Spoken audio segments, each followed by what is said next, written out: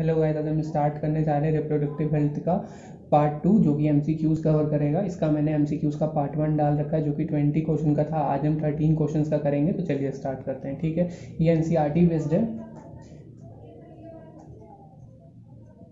First question, the birth control device used by women is diaphragm, vault, copper T, all of these. तो देखिए, मैंने पहला जब इसका स्मॉल पार्ट कवर कर रहा था चैप्टर्स का, जो शॉर्ट पे मैंने बहुत डाल रखी इसकी वीडियो, तो आप वो देखिएगा, उसमें मैंने सब कुछ बताया है। तो जैसे कि बर्थ कंट्रोल डिवाइस जो वुमेन यूज करती है टू कंट्रोल बर्थ, ठीक है, डायफ्राम, वॉल्ट, कॉपर टी, तो इसमें से कौन सा ऑप्शन होगा, या फिर ऑल ऑफ दीज। तो देखिए, इसमें आंसर जाएगा ऑल ऑफ दीज।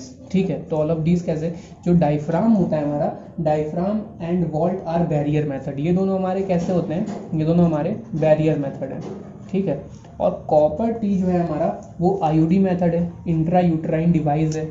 तो जो हमारा डायफ्राम, वॉल्ट और कॉपर टी है, वो तीनों ही किस में हेल्प करते हैं, बर्थ कंट्रोल मेथड में वर्क करते हैं। ठीक है, एक बार फिर से देख लेते हैं। तो हमारा डायफ्राम और वॉल्ट है वो हमारा बैरियर मेथड है, और जो हमारा कॉपर टी है वो आईयूडी मेथड है। ठीक है, फिर आते हैं नेक्स्ट क्वेश्चन पे।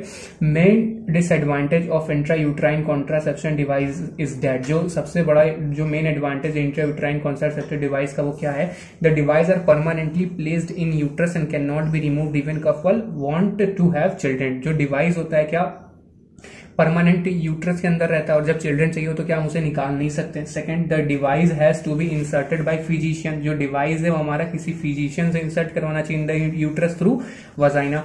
The device are expelled out without the knowledge of the wearer, या फिर बोथ ए एंड सी। तो देखिए, पहले वाले में क्या है, पहले वाले स्टेटमेंट तो गलत है, क्योंकि जो आईयूडी मेथड्स होते हैं हमारे, वो क्या होता है कि उसको हम जो बेसिकली यूज करते हैं हम लोग स्पेस देने के लिए चाइल्ड में, या फिर जब हमें चाइल्ड नहीं चाहिए होता तो उसके लिए यूज करते हैं। तो ऐसा कुछ नहीं, अगर जैसे किसी का अगर फर्स्ट चाइल्ड है, उसको सेकंड चाइल्ड 5 साल, 6 साल, 7 साल बाद चाहिए, तो वो आईयूडी मेथड का यूज कर सकता है। ठीक है, उसके बाद सेकंड वाले की बात करते हैं, तो उसको किसी अच्छे फिजिशियन से इंसर्ट करवाना ही चाहिए, किसी जो पढ़ा लिखा फिजिशियन हो। ठीक है, उसके बाद से थर्ड मेथड देखिए, इसमें थर्ड मेथड जो है, the device are expelled out without the knowledge of wearer. बिल्कुल सही बात है, क्योंकि जो आईयूडी होते हैं वो एक्सपेल हो जाते हैं without the wearer of wearer के, क्योंकि 10% 10 से 15 चांसेस में, क्योंकि जो वियरर होता है वो कभी दौड़ता है बहुत तेजी से, तो उसमें रिस्क रहता है कि वो बाहर निकल आए। ठीक है, या फिर there is a risk of perforation of uterus and infection. उसके बाद से they cause excess menstrual bleeding and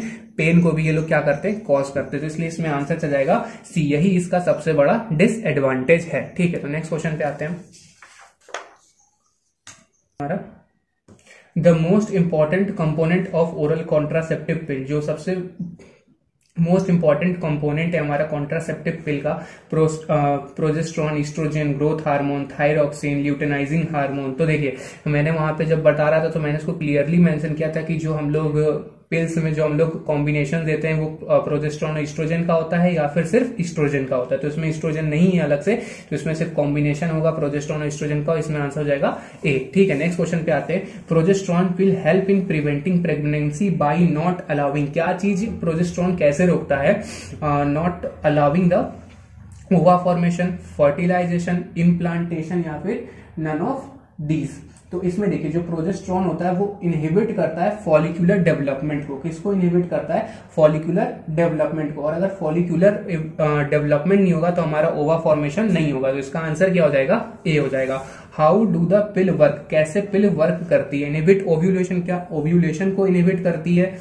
ठीक है, और इम्प्लांटेशन को, alter the quality of cervical mucus to prevent और retard the entry of spermatogenesis. ठीक है, इनहिबिट स्पर्मेटोजेनेसिस, या फिर स्पर्मेटोजेनेसिस को ही इनहिबिट कर देती है। तो इसमें देखते हैं, इसमें कुछ ऑप्शन दे रखे हैं, ए, बी, सी। सेकंड है ए और बी, या फिर बी ओनली, या फिर सी। तो यहाँ पे देखिए आप, तो यहाँ पे हमारा जो ए ऑप्शन है वो क्या है, inhibit ovulation and implantation. Implantation और ओव्यूलेशन को इनहिबिट करता है। Alter the quality of cervical mucus to prevent और retard the entry of spermatogenesis, या फिर सी है हमारा इनहिबिट स्पर्मेटोजेनेसिस। तो देखिए क्या होता है इसमें कि इस तो देखिए इसमें तो बेसिकली हमारा क्या है, इनहिबिट ओव्यूलेशन एंड इम्प्लांटेशन। तो ऐसा कौन करने, देखिए स्मॉल डोजेस होते हैं हमारे प्रोजेस्टेरोन और एस्ट्रोजन के, या फिर सिर्फ एस्ट्रोजन के, ठीक है, combination are use in the form of tablets, उसको टैबलेट्स के फॉर्म में यूज करते हैं, जिसको हम पिल्स कहते हैं, ठीक है। पिल्स इनहिबिट ओव्यूलेशन और इम्प्लांटेशन। जो हमारे पिल्स हैं वो किसको किसको रोकते हैं, ओव्यूलेशन को भी रोकते हैं और इम्प्लांटेशन को भी रोकते हैं। Pill inhibit ovulation and implantation as well as the quality of cervical mucus. वो सर्विकल म्यूकस की भी क्वालिटी को अल्टर करते हैं, जिससे हमारा जो स्पर्म होता है उसकी मोटिलिटी क्या हो जाती है, कम हो जाती है, ठीक है। तो इसका आंसर क्या होगा, इसका आंसर हो जाएगा ए एंड बी, और इसमें सेकंड ऑप्शन मार्क हो जाएगा, ठीक है। फिर उसके बाद से आते हैं व्हाट इज ट्रू अबाउट सहेली। सहेली के बारे में ट्रू क्या है, मैंने सहेली के लिए लेक्चर में बता रखा है कि डेवलप्ड एट सीडीआरआई लखनऊ, की वो लखनऊ में बनी है, लखनऊ के सीडीआरआई में बनी है। कंटेन स्टेरॉइडल प्रिपरेशन, क्या उसमें स्टेरॉइडल प्रिपरेशन रहता है। वंस अ वीक पील है, मेनी साइड इफेक्ट है उसके, हाई कॉन्ट्रासेप्शन वैल्यू है, या फिर वेरी फ्यू साइड इफेक्ट है उसके। तो इसमें देखिए, इसमें जो मैंने बताया था आपका कि उसका जो बिल्कुल जो सहेली हमारी वो लखनऊ के सीडीआरआई में बनी है, ठीक है। दूसरा उसमें स्टेरॉइडल प्रिपरेशन नहीं होता है, ठीक है। उसके बाद से ये वंस इन अ वीक पिल है, ठीक है। उसके बाद से इसका फोर्थ ऑप्शन है, इसके क्या बहुत सारे साइड इफेक्ट होते हैं, नहीं, उसके बहुत ही कम साइड इफेक्ट होते हैं। फिर उसके बाद से हाई कॉन्ट्रासेप्टिव वैल्यू है, बिल्कुल इस बहुत ही ज्यादा हाई कॉन्ट्रासेप्टिव वैल्यू है इसकी, ठीक है। उसके बाद से वेरी फ्यू साइड इफेक्ट, बिल्कुल सही, वेरी फ्यू साइड इफेक्ट होते हैं। तो इसलिए आंसर क्या चला जाएगा, इसका बी चला जाएगा। नेक्स्ट क्वेश्चन पे आते हैं। हमारा नेक्स्ट क्वेश्चन क्या है, विच of the following is a full proof method of contraception. ऐसा कौन सा है जो फुल प्रूफ मेथड है हमारा कॉन्ट्रासेप्शन का, इम्प्लांटेशन, लैक्टेशनल एमनियोरिया, कॉन्डोम्स, या फिर स्टेराइजेशन। तो देखिए जो हमारा इम्प्लांटेशन है, इम्प्लांट्स है, उसमें हम लोग क्या करते हैं, इम्प्लांट्स में हम लोग प्रोजेस्टेरोन एस्ट्रोजन का कॉम्बिनेशन हम लोग सिलिकॉन के उसमें लगा देते हैं, ठीक है। और लैक्टेशनल एमनियोरिया हमारा क्या होता है, वो हमारा 6 मंथ तक मैक्सिमम वर्क करता है, ठीक है। और उसके बाद से कॉन्डम्स हमारे वेरियस मेथड है। लेकिन स्टेरिलाइजेशन हमारा क्या है, स्टेरिलाइजेशन, वेसेक्टोमी, ट्यूबेक्टोमी, इसको करा लेने के बाद मतलब जो बेबी होने के चांसेस होते हैं, प्रेगनेंसी के जो चांसेस होते हैं एकदम ही खत्म हो जाते हैं। तो इसमें क्या हो जाएगा, डी जाएगा, स्टेरिलाइजेशन, ठीक है।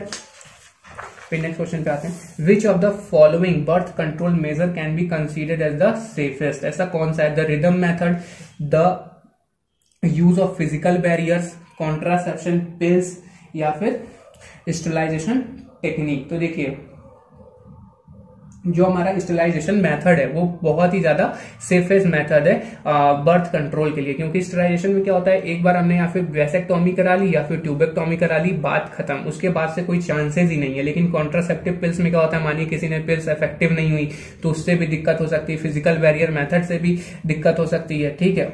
उसके बाद से तो इस पे ऑप्शन क्या जाएगा, स्टेरिलाइजेशन मेथड। तो देखिए इसमें क्या है कि 2 क्वेश्चन करने के बाद हमें ये समझ में आया कि जो स्टेरिलाइजेशन मेथड है वो बहुत ही ज्यादा इफेक्टिव है अगेंस्ट प्रेगनेंसी कंसीव करने के लिए, ठीक है। उसके बाद से नेक्स्ट क्वेश्चन पे आते हैं, which of the following is the most widely accepted method of contraception in India at present. तो देखिए सर्वाइकल कैप्स, ट्यूबेक्टोमी, डायफ्राम्स, या फिर आईयूडीज। तो मैंने वहां पे क्लियरली बताया था कि आईयूडीज जो है सबसे ज्यादा वाइडली स्प्रेड और वाइडली एक्सेप्टेड है बाई वुमेन्स ऑफ इंडिया, ठीक है, एट अ प्रेजेंट टाइम। उसके बाद नेक्स्ट क्वेश्चन पे आते हैं।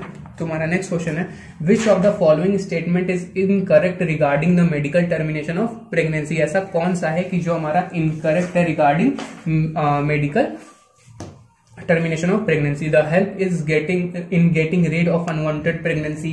These help is aborting the pregnancy which may be harmful to either mother or fetus or both. These contribute in decreasing the human population, ठीक है, या फिर नन ऑफ दीज। तो इसमें से कौन सा हो जाएगा, इसमें से हो जाएगा हमारा डी। इसमें से कोई भी मेथड हमारा मेडिकल टर्मिनेशन प्रेगनेंसी के लिए इनकरेक्ट नहीं है, ठीक है, क्योंकि मैंने आपको ये बता रखा है पूरा डिटेल में। अगर आपको डिटेल में देखना है तो ये आप इसका लेक्चर देखिए, ठीक है। उसके बाद नेक्स्ट क्वेश्चन पे आते हैं, the sexual transmitted infection that can affect both the male and female genitals and may damage the eyes of babies born of infected mother is AIDS, syphilis, gonorrhoea और hepatitis. तो इसमें कौन सा हो जाएगा, इसमें हो जाएगा सी, गोनोरिया, ठीक है। फिर next, which of the following represent the correct match of sexual transmitted infection with it pathogen. तो इसका मैंने एक करवा रखा है, मैंने सारे वहां पे डिजीज बताई है और उसके सेक्सुअल ट्रांसमिटेड इन्फेक्शन बताए हैं, और मैंने वो किस क्या उसका पॉजिटिव एजेंट है, मैंने उसके नाम भी दे रखे हैं। ठीक है, तो लेक्चर आप जरूर देखें, केवल 10 से 12 मिनट का लेक्चर है। ठीक है, तो देखिए इसमें syphilis, treponema pallidum, gonorrhoea, entamoeba histolytica, arthritis, bacillus anthracis, soft sore, bacillus brevis. तो देखिए इसमें से पहला हो जाएगा सिफिलिस, ट्रिपोनेमा पैलिडियम। ठीक है, लास्ट क्वेश्चन पे, the sexual transmitted disease symptomized by the development of कैंचे और the genital is caused by the infection of treponema pallidum, नेरिसा, gonorrhoea, human immunodeficiency virus, hepatitis B virus. तो इसका answer क्या हो जाएगा? इसका आंसर हो जाएगा हमारा ए, ट्रिपोनेमा पैलिडियम। तो जितने भी मैंने क्वेश्चन कराए होपफुली आपके लिए ये हेल्पफुल हो। अगर कोई भी डाउट हो तो प्लीज कमेंट करके बताएं, और अगर आपके लिए सीरियसली में अगर ये हेल्पफुल है वीडियो तो आगे अपने दोस्तों के साथ शेयर करें, सब्सक्राइब करें चैनल को। Thank you.